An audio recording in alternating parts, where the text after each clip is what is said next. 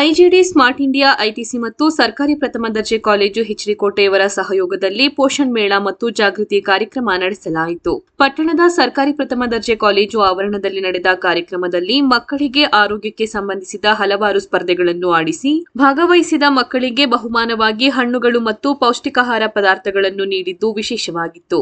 ಈ ಕಾರ್ಯಕ್ರಮದಲ್ಲಿ ಮಕ್ಕಳನ್ನು ಕುರಿತು ತಾಲೂಕು ಸಂಯೋಜಕ ಉಮೇಶ್ ಬಡಗಲಪುರ ಮಾತನಾಡಿ, ಇತ್ತೀಚಿನ ದಿನಗಳಲ್ಲಿ ನಾವು ನಮ್ಮ ಸುತ್ತಮುತ್ತಲಿನ ಪೌಷ್ಟಿಕ ಆಹಾರ ಪದಾರ್ಥಗಳನ್ನು ಬಿಟ್ಟು ಜಂಕ್ ಫುಡ್ ನತ್ತ ಮನಸ್ಸು ಮಾಡುತ್ತಿದ್ದೇವೆ. ನಾವು ತಿನ್ನುವ ಗೋಬಿ, ಪಾನಿಪುರಿ, ಮಸಾಲ ಪುರಿ, ಪಿಜ್ಜಾ, ಬರ್ಗರ್ಗಳಂತಹ ಆಧುನಿಕ ಆಹಾರ ಪದಾರ್ಥಗಳು ನಮ್ಮ ಆರೋಗ್ಯವನ್ನು ಸಂಪೂರ್ಣ ಹಾಳು ಮಾಡುತ್ತಿವೆ. ಆದ್ದರಿಂದ ನಮ್ಮಲ್ಲೇ ಸ್ಥಳೀಯವಾಗಿ ಸಿಗುವ ಸೊಪ್ಪು, ತರಕಾರಿ, ಹಣ್ಣುಗಳನ್ನು ತಿನ್ನುವ ಮೂಲಕ ನಮ್ಮ ಆರೋಗ್ಯವನ್ನು ವೃದ್ಧಿಸಿಕೊಳ್ಳಬಹುದೆಂದು ತಿಳಿಸಿದರು. ಇದೇ ಸಂದರ್ಭದಲ್ಲಿ ಮಕ್ಕಳಿಗೆ ಆರೋಗ್ಯಕ್ಕೆ ಸಂಬಂಧಿಸಿದ ಆಟಗಳು, ಚಟುವಟಿಕೆಗಳನ್ನು ಏರ್ಪಡಿಸಲಾಗಿತ್ತು. ಕಾರ್ಯಕ್ರಮದಲ್ಲಿ ಕಾಲೇಜು ಮಕ್ಕಳು, ಉಪನ್ಯಾಸಕರು, ಆಡಳಿತ ವರ್ಗ, ಸಿಬ್ಬಂದಿ, ಸಂಸ್ಥೆಯ ಮುಖಂಡರು ಭಾಗವಹಿಸಿದ್ದರು.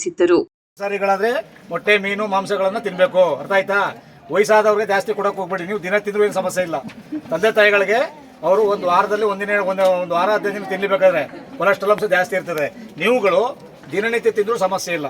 ಮಾಂಸಾಹಾರಿಗಳಾದ್ರೆ ಮೊಟ್ಟೆ, ಮೀನು, ಮಾಂಸ ಎಲ್ಲ ತಿನ್ನಿ. ದಯವಿಟ್ಟು ಹಾಲು ಕುಡಿರಿ. ಏನು ಇದೆಲ್ಲ ನಾವು ರೈತರು ಮಕ್ಕಳೇ ಆಗಿದ್ದೀವಿ. ದಯಮಾಡಿ ದಯವಿಟ್ಟು ಹಾಲು ಕುಡಿರಿ. ಅರ್ಥ ಆಯ್ತಾ? ಆಮೇಲೆ ಎಚ್ಚೆತ್ತವಾಗಿ ಸೊಪ್ಪು ತಿನ್ಬೇಕು, ಮೊಳಕೆ ಕಾಳುಗಳನ್ನು ತಿನ್ಬೇಕು. ಏನ್ ಮೊಳಕೆ ಕಾಳು ಏನೇನಿದೆ? ಎಸ್, ಮೊಳಕೆ ಕಾಳು, ಮೊಳೆ ಹುಳಿ ಸಾಂಬಾರು ಅಂತೆಲ್ಲ ಮಾಡ್ತೀವಲ್ಲ ಮನೇಲಿ.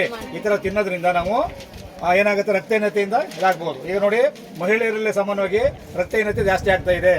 ಸಾಮಾನ್ಯ ಹಾಸ್ಪಿಟಲ್ಗಳಲ್ಲಿ ಹೋದ ನೋಡ್ತಾ ಇದೀವಿ ನಾವು. ಸೊಪ್ಪು ಏನಕ್ಕೆ ಒಳ್ಳೇದು ಅಂತಂದ್ರೆ ಮಂಡಿ ನೋವಿಗೆ ಒಳ್ಳೇದು, ಕೈ ಕಾಲಿಗೆಲ್ಲ ನುಗ್ಗೆ ಸೊಪ್ಪು ಒಳ್ಳೇದು. ಮತ್ತೆ ಕರಿಬೇವಿನ ಸೊಪ್ಪು ಏನಕ್ಕೆ ಒಳ್ಳೇದು? ಕರಿಬೇವಿನ ಸೊಪ್ಪು ಕೂದಲು ಉರುವಿಕೆ ಕಡಿಮೆ ಮಾಡುತ್ತೆ, ಮತ್ತೆ ಕಣ್ಣು ದೃಷ್ಟಿಗೆ ಬಹಳ ಒಳ್ಳೇದು. ಆಮೇಲೆ ಇನ್ನೊಂದು ಅಡ್ವಾಂಟೇಜ್ ಏನಪ್ಪ ಅಂತಂದ್ರೆ, ನಾವು ಮನೆಗಳಲ್ಲಿ ಹಾಕ್ತಾರೆ ತಂದೆ ತಾಯಿಗಳು. ನಮಗೆ ನಾವೇನು ಮಾಡ್ತೀವಿ, ಕೋಳಿ ಕೆದ್ರಂಗೆ ಏನು ಮಾಡ್ತೀವಿ, ಸೊಪ್ಪನ್ನು ತೆಗೆದು ಒಂದು ಕಡೆ ಇಟ್ಬಿಡ್ತೀವಿ. ನಾವು ಮಾಡ್ತೀವಿ, ನಿಜ ಅಲ್ವಾ?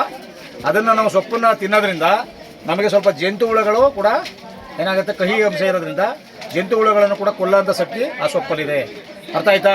ಮತ್ತು ಮೊಳಕೆ ಕಾಳುಗಳು, ಈಗ ಹುರುಳಿಕಾಳು, ಬೇಳೆಕಾಳು, ಏನೋ ಹುರುಳಿ ಇರ್ಬೋದು, ಅಲಸಂದೆ ಇರ್ಬೋದು, ಹೆಸರು ಕಾಳು ಇರ್ಬೋದು, ಇವೆಲ್ಲವನ್ನು ತಿಂತೀವಲ್ಲ ನಾವು. ಅದನ್ನು ಮೊಳಕೆ ಕಟ್ಟಿ ತಿನ್ನೋದ್ರ ಮೂಲಕ ತಿಂದರೆ ಅದು ಒಳ್ಳೆ ನ್ಯೂಟ್ರಿಷನ್, ಅದು ಒಳ್ಳೆ ಒಂದು ಪೌಷ್ಟಿಕಾಂಶದ ಶಕ್ತಿ ಅದರಲ್ಲಿದೆ. ಹಾಗಾಗಿ ಅದನ್ನು ತಿನ್ಬೇಕು. ನನ್ನ ಹೆಸರು ವಿಷ್ಣು ಸೇನಾ, ಅಂತಿಮ ವರ್ಷದ BA ವಿದ್ಯಾರ್ಥಿ ಹಾಗೂ ಸ್ಟೂಡೆಂಟ್ ಪ್ರತಿನಿಧಿ. ಈ ದಿನ ನಮ್ಮ ಕಾಲೇಜಿನಲ್ಲಿ ಆರೋಗ್ಯ ಮೇಳವನ್ನು ಹಮ್ಮಿಕೊಂಡಿದ್ದು. ಈ ಮೇಳದಲ್ಲಿ ನಾನು ಉತ್ತಮ ಆರೋಗ್ಯವನ್ನು ಹೇಗೆ ಕಾಪಾಡ್ಕೋಬೇಕು ಮತ್ತು ಇಂದಿನ ಸಮಾಜ ಆರೋಗ್ಯದ ಬಗ್ಗೆ ಗಮನ ಕೊಡ್ತಾ ಇಲ್ಲ.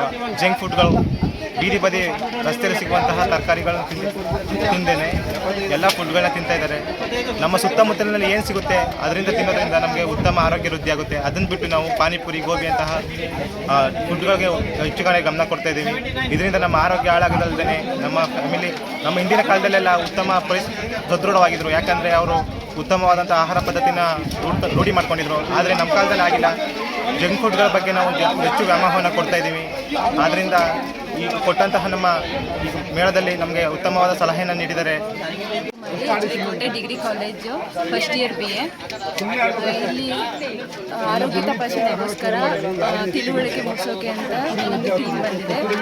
ಆ ಟೀಮಲ್ಲಿ ಆರೋಗ್ಯದ ಬಗ್ಗೆ ಏನೆಲ್ಲ ಆಹಾರಗಳನ್ನ ತಿನ್ನಬೇಕು, ಸೇವಿಸಬೇಕು, ಕುಡಿಬೇಕು ಅಂತ ಆದಷ್ಟು ಮನೆಯದ್ದು ಆಹಾರಗಳನ್ನ ತಿನ್ನಿ ಅಂತ ಹೇಳಿದ್ರು. ಮತ್ತು ನಮ್ಮ ಆರೋಗ್ಯ ಹೆಚ್ಚಿಸ್ಕೋಬೇಕು, ಬುದ್ಧಿನ ಸ್ವಲ್ಪ ಜಾಸ್ತಿ ಮೇಂಟೈನ್ ಮಾಡಬೇಕು ಅನ್ನೋದಕ್ಕೋಸ್ಕರ ಆದಷ್ಟು ಮನೆ ಆಹಾರಗಳನ್ನ ತಿನ್ನಬೇಕು. ಮತ್ತು ಹೊರಗಡೆ ಅಂತ ಪಾನಿಪುರಿ, ಗೋಬಿ, ಮಸಾಲೆ ಐಟಮ್ಗಳನ್ನ ಏನು ಕೂಡ ಸೇವಿಸಬಾರ್ದು. ಆರೋಗ್ಯನೇ ಮುಖ್ಯ ಆಗಿರುತ್ತೆ ವಿದ್ಯೆಗೂ ಕಾರಣ.